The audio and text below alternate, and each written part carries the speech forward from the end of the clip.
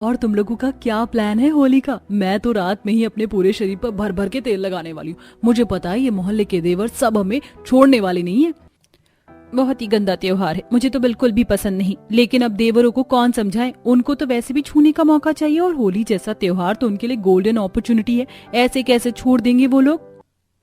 चलो बहुत देर हो गई है, अब घर चलते हैं, फिर होली के कुछ पकवान वगैरह भी तो बनाने हैं। तभी देर रात। चलो भाई, कल की होली की तैयारी तो जबरदस्त कर ली हमने। ऐसे ऐसे कलर खरीदे हैं ना कि भाभीियों के शरीर पर लगाने के बाद 6 महीने तक नहीं उतरने वाला ये रंग। कल तो मोहल्ले की भाभीियों के साथ जबरदस्त होली खेलनी है भाई।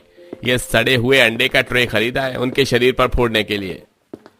हाँ सही कह रहा है गोपाल। और सबसे ज्यादा तो मोहल्ले की उन भाभीियों के शरीर पर रंग और सड़े हुए अंडे लगाना है जो कहती हैं कि मुझे एलर्जी हो जाती है कलर से। मैंने तो स्प्रे कलर खरीद लिए हैं मोहल्ले की भाभीियों के लिए।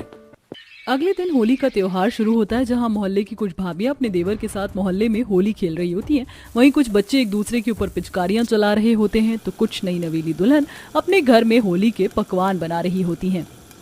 फटाफट पकवान बनाकर अपने आप को एक कमरे में बंद कर लूंगी, नहीं तो देवर जी न जाने कैसे कैसे कलर मेरे शरीर पर लगा देंगे। अब कुछ देर बाद अंगूरी पकवान बनाकर कमरे में जा ही रही होती है कि तभी पीछे से उसका देवर अमन आता है और अमन के हाथ में कुछ अंडे थे जो लेकर वह अपनी भाभी की तरफ बढ़ रहा था। तभी अंगूरी पीछे मुड़ती है। देवर जी आप। तभी अमन अपनी भाभी के हाथों को पकड़ के अपनी तरफ खींचता है। देवर जी नहीं, प्लीज मुझे रंग मत लगाइए, प्लीज प्लीज।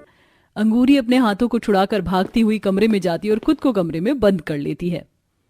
बाल बाल बची मैं तो आज। तभी भागता हुआ अमन दरवाजे के पास आता है और दरवाजों को पीटना शुरू करता है। अरे खोलिए ना भाभी जी, होली जैसे त्योहार में आपने अपने आप को कमरे में कैद कर लिया। अरे देवर से रंग नहीं लगाएंगे तो किससे लगवाएंगी? सोच लीजिए, अगर ये दरवाजा मैंने खोला तो आपकी हालत बहुत बुरी होने वाली है। हाँ हाँ जाओ यहाँ से, मैं डरती थोड़ी हूँ तुमसे, आए बड़े कलर लगाने वाले। अब अमन चुपचाप दरवाजे के पास बैठ जाता है जैसे मानो वहां कोई है ही नहीं। तभी कुछ देर बाद अंगूरी दरवाजे को खोलती है ये सोचकर कि अमन वहां से चला गया, लेकिन वो जैसे ही दरवाजे को खोलती है अमन अंगूरी के हाथ को कस के पकड़ के बाहर खींचता है। देखा, पकड़ लिया ना आपको। आपको क्या लगा था, बच गई आप। अब अमन अंगूरी को फर्श पर लिटाता है और उसके शरीर पर गुलाल और सारे अंडे मलना शुरू कर देता है। ये हैप्पी होली भाभी जी, कहा था ना इतनी आसानी से नहीं छोड़ेंगे।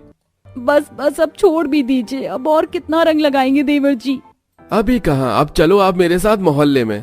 अब अमन अंगूरी का हाथ खींचकर मोहल्ले में लेकर आता है, जहां पर कोमल, गोपी, दिव्या जैसे गली की कई भाभियां अपने देवर के साथ रंगों से होली खेल रही होती हैं। तभी मोहल्ले के कुछ बच्चे अंगूरी को देख, अरे